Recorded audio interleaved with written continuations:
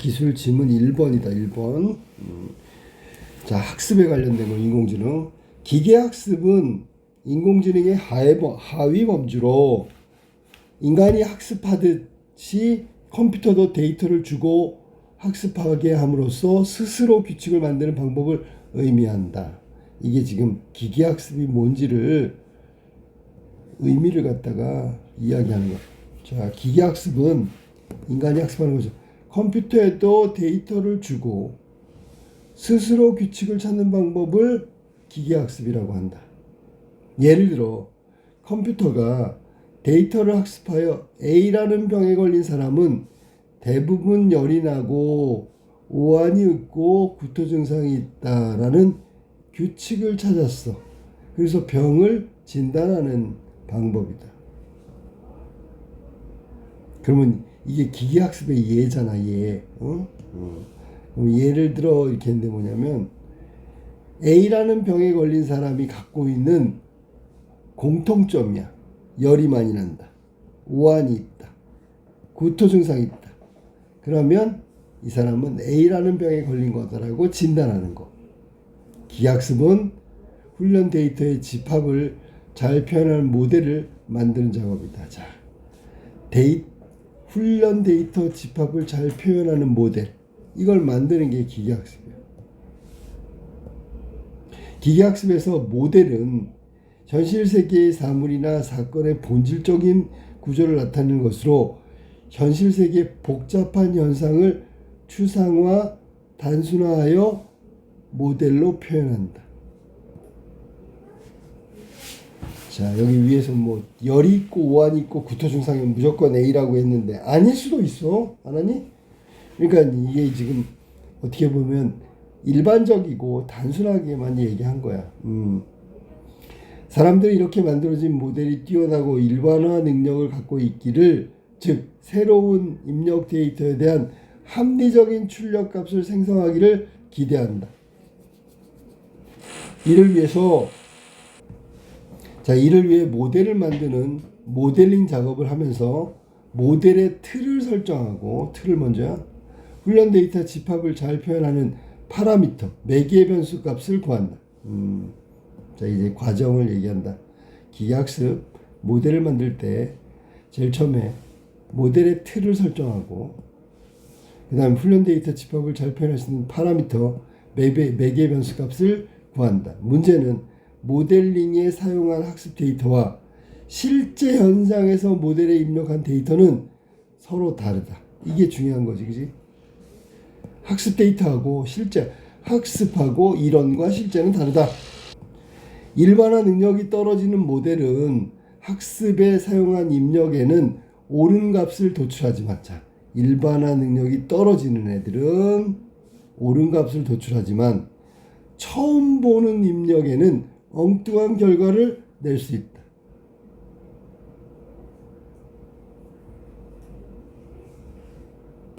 우리가 학습한 대로 입력하면 당연히 옳은 값이 나오죠. 예상하고 있었으니까, 학습했으니까. 근데 처음 보는 값을 입력하면 말도 안 되는 알파고의 실수가 나온단 말이에요. 모델의 일반화 능력은 훈련 데이터의 양에 의해서 결정된대. 얼마나 많이 했는가. 모델의 파라미터 수에 대비하여, 즉 매개 변수 값에 대비하여 이게 달라지는 것이잖아, 그지? 데이터 양이 많을수록,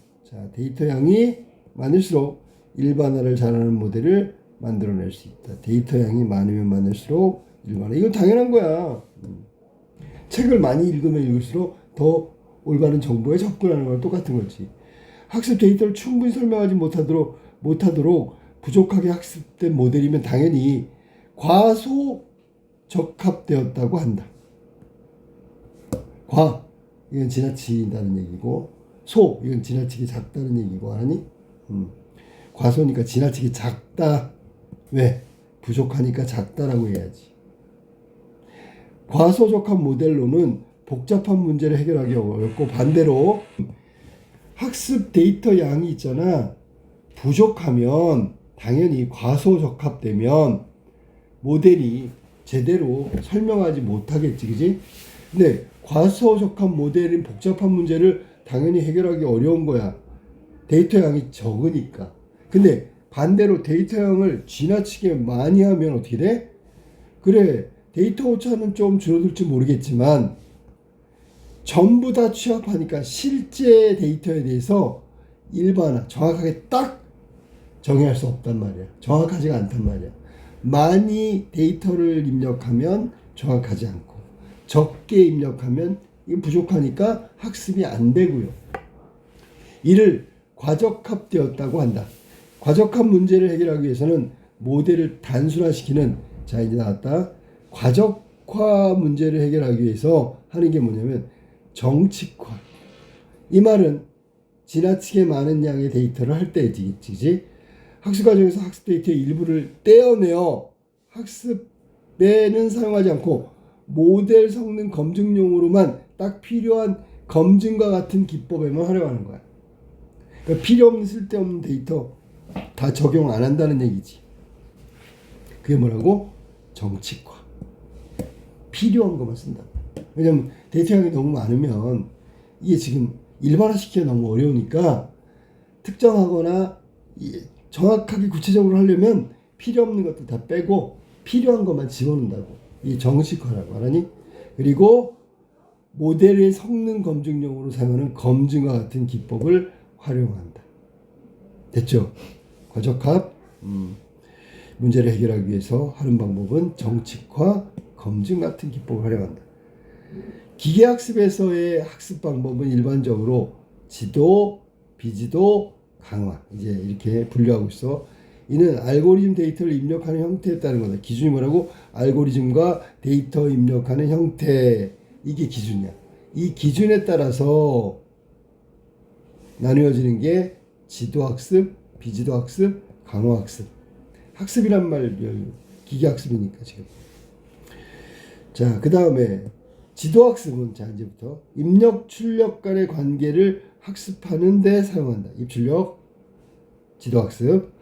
입력과 그에 해당하는 출력을 쌍으로 주어진 데이터, 훈련 데이터 집합에서 입력과 출력 간의 함수 관계를 배운다. 이렇게 얻어진 함수가 모델이 되는 거고, 모델은 새로운 입력에 대해서 해당하는 출력을 함수 관계로 예측하는 데 사용한다. 그러면 지금 패턴 분류가 대표적인 지도학습이다. 됐지? 패턴 분류. 입력 지도학습 그러면 딱 떠오르는 게 입출력의 관계, 그 다음에 두 개가 쌍으로 되어 있고요. 함수 관계로 되어 있으니까 입력값 보면 출력값을 예측할 수 있다. 이게 지도학습의 첫 번째 그 기계학습 중에 지도학습 첫 번째야. 패턴 분류의 문제에서, 그러면 이건 지도학습이지. 지도학습. 패턴 분류 문제에서 입력은 패턴의 표현이고 출력은 라벨, 즉 패턴의 범주의 명칭이다. 더 큰 거는 얘야, 뒤에 거 출력. 아니? 사진을 보고 개와 고양이를 구분하는 알고리즘을 만드는 것을 목적으로 하는 기계학습을 가정하자. 자, 분류의 기준에 따라 어떤 그룹에 속해 있는지를 구분하는 건데, 자, 지도학습을 완료한 시스템은 처음 보는 사진이 있어. 개와 고양이를 구분할 수 있게 된다. 즉, 지도학습으로 개와 고양이를 식별하는 알고리즘이 만들어진다. 하지만 훈련에 사용된 사진과 많은 다른 사진에 대해서 정확하게 식별하지 못하는 경우도 있다. 왜? 그랬더니 아까 나왔던 KNN 분류 알고리즘. 새로운 데이터가 입력됐어. 근데 가장 가까운 데이터 K를 이용하는데, 이건 홀수 값이라고 배웠지, 그지? 해당 데이터에 유추하는 알고리즘인데, 가령 그림 A의 위치에 있는 데이터가 어떤 범주에 해당하는지 판단하기 위해서 가까운 데이터 3개를 이용하면 삼각형이 2개, 그 다음에 사각형이 하나. 요거를 말하네. 맞지, 그지? 이런 경우 A는 삼각형 범주에 속할 가능성이 크지요. 왜? 삼각형이 2개잖아. 더 많잖아. 그지? 범주에 속할 가능성이 높다. KNN 분류 알고리즘의 장점은 나온 대로 간단하고 빠르며 거리 기반, 직관적인 설명이 가능하다는 점이다. 그러니까 쉽게 얘기하면 단순한 거. 하지만 새로운 데이터가 들어올 때마다 모든 기존 데이터와의 거리 계산을 한 다음에 분류해야 되니까 시간이 오래 걸린다라고 할 수도 있고 복잡하다. 이런 부분은 간단한 것 같지만 오히려 복잡하다. 뭐 이렇게 얘기한다는 거야. 알겠지 무슨 말인지? 그러니까 이게 지금 기계학습에서 KNN 분류의 단점을 지금 설명하고 있네요. 단점. 위에 건 당연히 장점이죠. 장단점을 이야기하고 있다. 기계학습 알고리즘 분류. 이게 뭐라고? 알고리즘 분류 중에서 KNN 모델을 지금 설명하고 있는 거야. 알겠지? 자, 그 다음에 비지도 학습은 두 번째 거지. 비지도 학습은 입력에 해당하는 바람직한 출력 정보를 명시적으로 주어지지 않는 상태래. 명시적. 확실하게 안 하네. 즉 여기서는 바람직한 출력 정보라는 건 정답을 의미하는 거야. 정답을 안 주고 네가 빨리 찾아 뭐 이런 거야. 정답이 없는 상황. 이거는 반대가 뭐지? 지도학습이지. 비지도는 정답이 없고요. 지도는 정답이 있는 거니까. 비지도 학습에서 데이터의 집합에 숨겨진 찾아내는 거 이거 규칙성을 찾게 되는데 비지도 학습으로 수행하는 대표적인 것이 바로 군집하다. 군집하가 뭔데요? 그러면 훈련용 데이터 집합에서 서로 유사한 것들을 스스로 묶어서 군집을 형성하는 거다. 군집하를 위해서 유사성 판단 기준을 미리 정해야 돼. 그러니까 봐. 이것도 입력 미리 돼 있는 거야. 미리 정해야 한다. 이거를 미리 해놓고 데이터 간의 거리를 기준으로 삼는다. 지금 KNN 모델은 다 거리야. 알았지?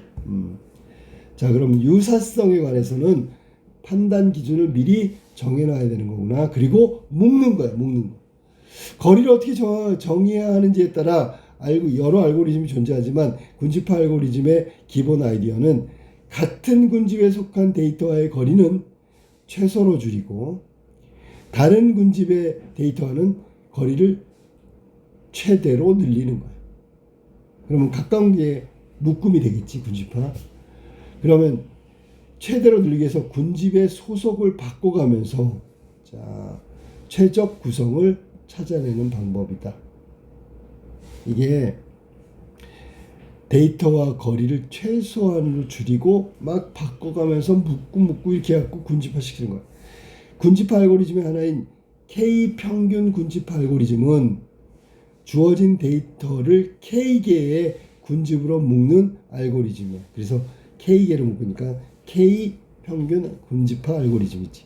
임의의 K 데이터를 선택하여 그것을 각 군집의 중심으로 설정한다. 그리고 모든 데이터에 가장 가까운 중심에 있는 군집으로 할당한다. 그러니까 이게 지금 바뀐다고 했는데 딱 바뀌면 그걸 중심으로 쫙 모이는 거야. 그게 군집이요. 각 군집에는 군집의 중심이 있고요. 각 군집의 점은 다른 군집의 중심보다 지정된 군집의 중심에 더 가깝다. 다른 군집의 중심보다 지정된 군집의 중심에 가깝다. 군집에 할당된 모든 데이터의 평균점을 그 군집의 중심으로 다시 정하고, 요 평균점. 또 할당을 반복하고, 또 평균점 정하고, 이렇게 하면 군집 소속의 변화가 없으면 종료한다. 더 이상 평균하고 할당하고 하는 걸 할 필요가 없으면 값이 나온 거야. 그러면 K 평균 군집화 알고리즘은 비교적 간단하지만 군집의 개수에 따라서 결과가 달라질 수 있다는 단점이 있다. 자, 그러면 여기에 지금 봐봐. 유사성을 미리 해야 된다는 얘기에 대해서 한번 얘기해 볼게. 뭐라 그러냐면 유사성 판단 기준을 미리 정한대. 그러면 여기서는 제일 중요한 게 스스로 묶는 거니까 군집을 형성하려면 기준이 있어야 되고 기준이 정해지면 스스로 묶게 된다는 걸 얘기한 거야. 이게 비지도 학습의 핵심이라고. 알았지? 그 다음에 같은 군집에 속한 데이터를 거리를 최소화하고, 그 다음에 어디 갔어? 같은 군집은 최소화. 어디 갔지?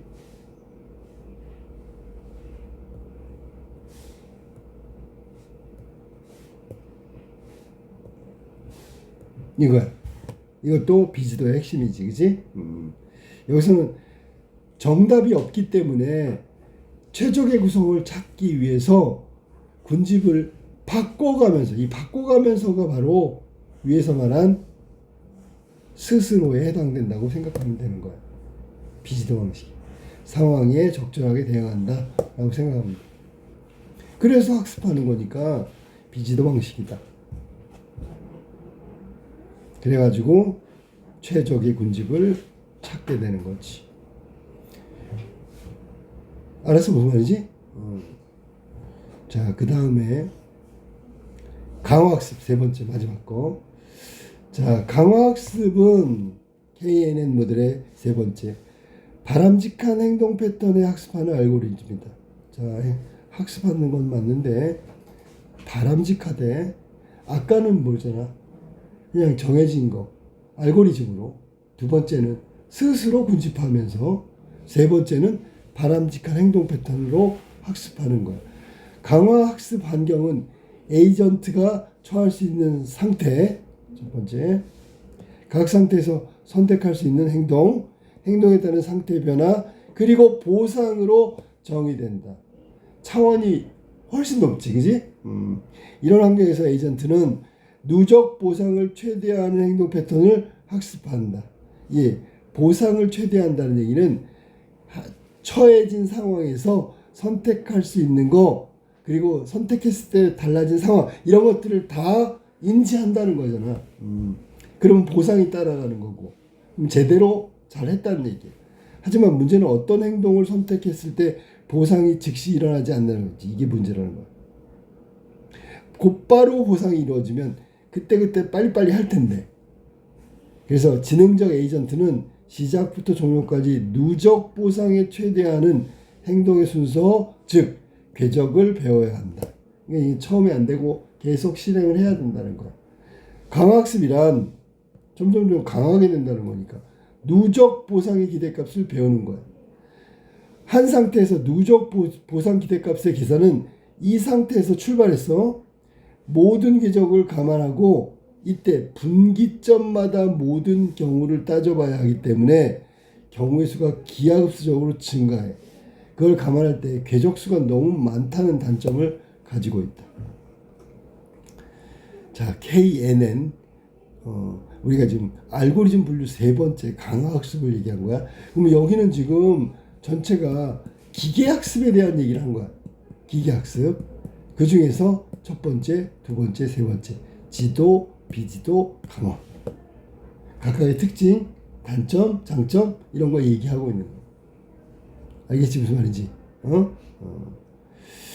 자, 그러면 여기 이 글을 잠깐 얘기하면 뭐냐면, 인공지능 학습의 그 지도, 비지도, 강화학습에 대해서 설명하는 설명문인데, 먼저 기계학습이라는 게 뭐냐면 새로운 지식을 얻어내기 위해서 데이터들을 집합시키는 거야. 근데 모델이 세 가지가 있다는 뜻이고, 너무 단순한 모델을 하면 제대로 표현할 수 없고, 너무 복잡하면 일반화가 떨어져. 이거 아까 했던 거야. 모델링 하는 거. 그래가지고 알고리즘, 기계학습의 알고리즘은 또 다른 얘기지. 기계학습이 지금 금방 얘기했잖아. 데이터 집합의 특성을 표현할 수 없는 건 너무 단순한 거고, 또 일반화 능력을 떨어뜨리는 건 너무 복잡한 거고. 알겠어? 무슨 말인지? 그게 모델 두 가지를 지금 먼저 설명한 다음에, 모델 두 가지를 설명한 다음에, 기계학습의 알고리즘은 이렇게 세 가지 패턴으로 나뉘어져 있다라고 다시 나누어서 설명하는 거예요. 자, 기계학습의 지도학습, 비지도학습, 강화학습, 이게 나누어서 설명한 거다. 자, 문제 한번 봅시다. 윗글의 내용과 일치하지 않는 걸 찾아보세요. 1번 기계학습은 위에 다 모델들인데 현실 세계를 보다 구체화하여 단순한 모델로 표현한다. 자, 여기는 단순화하는 것은 맞지만 구체화하는 건 틀리고요. 본문에 보면 추상화한다 그래서 추상화. 자, 현실 세계를 보다 추상화하고 단순한 모델로 표현하는 게 기계학습이지. 그러니까 틀렸죠. 2번. 기계학습은 학습을 통해 컴퓨터가 데이터의 규칙을 얻어내도록 하는 것이다. 이게 기계학습의 의미라고 첫 번째, 두 번째 문단에 나와 있어. 그다음에 3번. 기계학습은 입력에 해당하는 정답이 없는 데이터에 대해서도 활용할 수 있다. 그게 뭐야? 비지도 학습이지 뭐. 정답이 없는 겁니다. 기계학습은 학습 방법은 알고리즘 데이터의 입력의 형태에 따라 구분할 수 있다. 그러면 여기서 기계학습은 아까도 얘기했지만 알고리즘에 따라서 데이터가 많으냐 적으냐, 아까 과소, 과적 뭐 이런 거 나왔지, 그지? 그 다음에 알고리즘 말고 데이터 말고 알고리즘에 해당되는 게 지도, 비지도 강화에 해당된다고 얘기했지.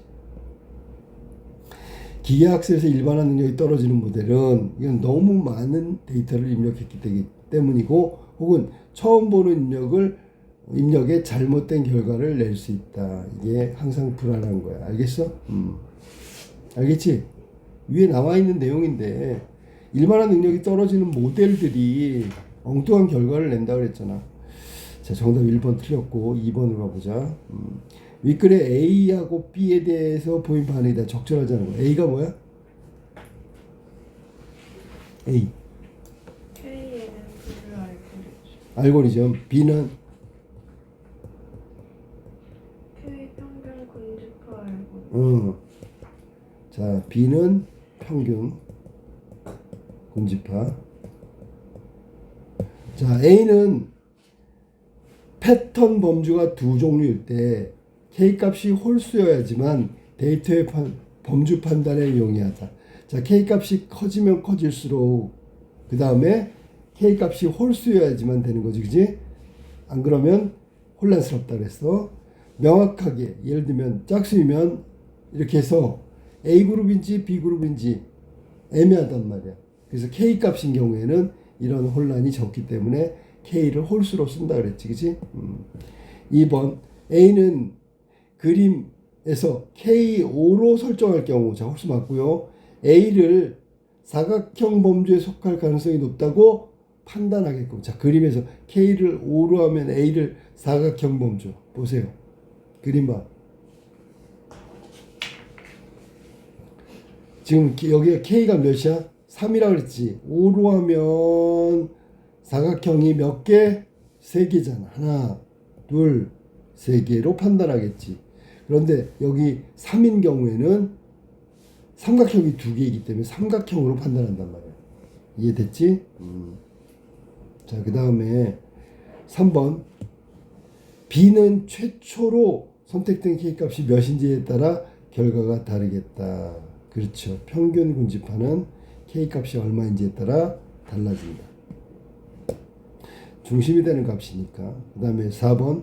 B는 처음 선택된 각 군집의 중심 위치가 군집에 할당된 데이터의 평균점과 일치하면 개별 데이터가 소속되는 군집은 달라지게 된다. 군집의 중심은 달라지지 않지. 위에서 그래서 그렇지. 그러면 중심이 달라지지 않으니까 개별 데이터가 소속된 군집도 달라지지 않는다가 정답이지. 알겠어? 자, 평균점하고 할당하고 더는 변화가 없으면 종료한다. 라는 글이 나와. 그럼 군집에 할당된 모든 데이터의 평균값과 처음에 선택된 군집의 중심이 같아졌다. 그러면 군집의 중심이 달라지지 않을 거고 정해진 거기 때문에 소속되는 군집은 달라지지 않는다. 됐죠? 그 다음에 A, B 모두 거리가 가까우면 데이터 간의 유사성이 있다는 것을 전제로 한다. 이것도 글 속에 나오죠. 이 데이터가 입력 딱 했는데 K개를 이용해 갖고 데이터를 유추하는 거니까 B 같은 경우에 유사성의 기준을 거리라고 위에서 정했어. 얼마나 가까우냐 뭐 이게 문제겠지만 그 다음에 A와 B 모두 거리가 가깝다. 그러면 유사성이 있고 유사성이 있다는 건 군집화시킬 수 있다. 이게 바로 데이터의 거리 기준으로 유사성을 파악하고 있는 거야. 정답은 4번이야. 정해지면 일치하면 딱 정해지는 거니까 픽스가 되는 거지, 그지? 고정되는 거지. 자, 그 다음에 3번을 가볼까? 가의 이유로 가장 적절한 거. 가가 뭐야? 가. 하지만 훈련에 사용되는 사진과 많이 다른 사진에 대해서는 정확하게 식별하지 못하는 경우도 있다. 자, 식별하지 못하는 거지. 입력값 들어가고 출력값 이렇게 해서 쌍으로 돼 있다 그랬어. 그러면 이게 얘하고 얘 사이에 존재하는 것은 입력값을 알면 출력값을 안다. 이게 함수 관계 때문에 그런 거야. 충분히 우리가 예측할 수 있다. 됐죠? 그 다음에 사진을 사용했는데 훈련이라는 건 입력된 거지, 그지? 혹은 지도한 거야, 여기서 말한다면. 근데 훈련 때 사진이 아닌 게 나오면 엉뚱한 실수를 하는 경우가 있단 말이야. 그러면 실수를 한다지, 입력에 대해서 정확한 판단을 못해. 그렇게 되면 출력에 해당하는 게 구분하는 거예요. 패턴 구분. 패턴 구분하는 게 거기 나오지, 그지? 그럼 패턴 구분이 이루어지지 않는다라는 얘기야. 그러면 가의 이유는 뭘까요? 그러면 그렇죠. 패턴 구분 못한다는 건 실제 훈련 데이터 집합하고 실제 입력값이 차이가 나기 때문에 패턴 구분이 어려워진다. 개와 고양이 구분이 어려워진다. 그런 얘기야. 정답 1번에 1번. 알았지? 이거 뭐 다른 건 없어. 자, 그 다음에 4번 마지막 문제. 이걸 바탕으로 보기를 이해한 내용이다. 적절하지 않은 거. 보기를 이용하는. 다음은 갑국 남자의 몸무게에 따른 키를 구한 거야. 몸무게하고 키. 기준이 되는 건 몸무게고요. 그거에 따라서 키가 달라지겠지. 데이터 집합에 저장된 일부 갑국 남자들의 데이터가 기억부터 시옷을 통해 만들어진 모델이다. 1차식 모델인 모델 A는 몸무게와 키의 상관관계를 직선으로 가정하고 있다. 직선으로. 그 다음에 출력 데이터인 키는 Y로 되어 있고요. 직선식에다가 Y 값은 출력이다. 입력 값은 몸무게야. 이런 함수 관계가 나온다. 그러면 직선이 될 거고, 모델의 복잡도를 결정하는 변수, 이 모델의 A와 B가 되는 거지. 여기서 지금 함수식에서 AX 플러스 B라고 했는데, 이때 파라미터는 A와 B를 말하는 거고, 두 개가 된다. 이 값에 따라서 달라지는 거니까. 물론 이게 비례관계가 있지만, 당연하지 않겠어? 몸무게가 많이 나가면 키가 클 가능성이 클 수도 있다고. 이거 그냥 일반적이진 않지만. 그래서 모델 B는, 자, A는 이런 관계고, 모델 B는 파라미터가 3개인 2차식이야. 모델 C는 파라미터가 7개인 고차 방정식이야. 2차식이라고 했어. 2차식이면 이거 곡선이지, 그지? 7개면 뭐야? 이거 이름은 뭐라 그래? 그러면 이게 A고, 이게 B고, 이게 C가 되겠네, 그지? 일단 이거는 정해놔야 돼요. 다항식이다. 3차, 4차, 5차. 검증 결과 C는 훈련에 사용된 데이터 집합의 모든 데이터에 대해서 예측, 실제가 일치하는 모델임이 확인됐대. 그럼 C가 정답이네. 자, 갑국 남자들의 일반적으로 몸무게가 증가함에 따라 키도 증가하는 경향을 보이고 있다는 거 가정한다. 이건 가정이야. 전제 가정. 자, 그러면 여기서 틀린 걸 찾는 거네. 자, 이제 요 도표 분석해봐. 모델 A는 직선이라 그랬다. 일부 데이터의 특성만을 반영하고 있다는 점에서 훈련 데이터 집합에 최적화된 모델이 아니군요. 왜냐하면 C가 최적화된 모델이기 때문에 A, B는 최적화가 아니죠. 맞았고, C 훈련 데이터 기억 시옷에 대한 출력상은 정확해. 이게 맞는 거라 했으니까. 새로운 몸무게 데이터에 대한 키 예측은 정확하지 않을 수 있겠군. 여기 지금 이건 본문의 내용으로 따진다면 2번 같은 경우에 현재까지 C는 정확하다고 얘기할 수 있어. 왜냐하면 일치한다고 얘기했으니까. 맞지, 그지? 응? 근데 미음부터는 잡아봐. 이게 기억부터 어디까지라고 그랬냐면 시옷까지라 그랬네. 기억부터 시옷까지야. 됐지, 그지? 근데 여기 미음하고 시옷 구간을 봐봐. 이게 어떻게 됐냐면 이렇게 됐잖아. 이게 일반적인 몸무게는 이렇게 경향을 보인다고 가정했는데 그거에 위배되는 거잖아. 이건 답이 맞지가 않는 거지. 정확하지 않은 거지. 맞지, 그지? 그 다음에 모델 C는 모델 B하고 달리 특정 구간의 체중이 증가에 따라 키가 감소함을 나타낸다. 뭔데? 이게 미음부터 시옷까지잖아. 그러면 몸무게가 증가하면 키도 증가하는데 일반적인 경향을 반영하지 못하는 구간이 되겠지. 2번하고 3번하고 같은 거잖아 지금.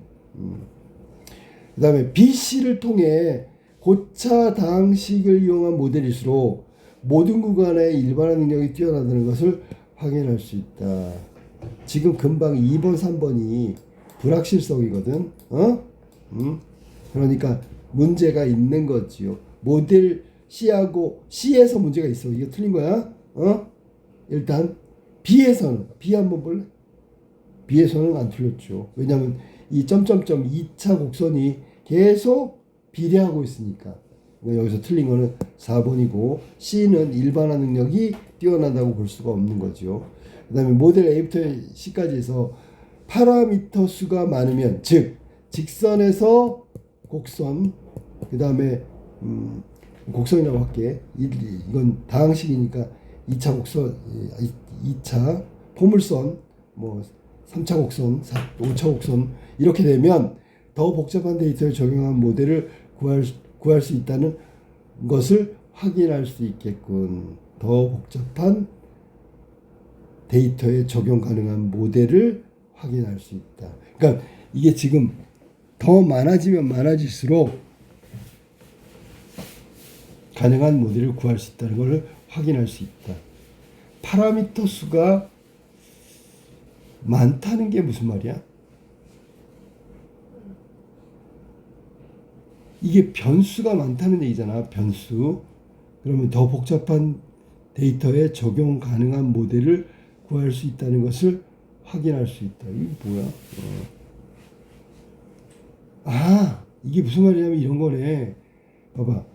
얘가 있잖아. C번이 정확하다고 했는데 A하고 B하고 C가 서로 다르지, 그지? 일치하는 부분이 없잖아. 그러면 많은 고차 방정식이 전부 다 반영할 수는 없는데, 그지? 자, 그래서 여기 지금 이게 지금 내용이 적절하지 않은 게 4번이 명확하게 틀렸지, 그지? 이건 알겠지, 그지? 파라미터가 많으면 많을수록 적용 가능한 복잡한 데이터에 적용, 그렇지, 맞지, 그지? 단순한 게 아니니까 더 변수가 많을수록 여러 가지 다른 거에 적용할 수가 있다라는 뜻이니까 맞는 거지. 정답은 4번이 틀렸다.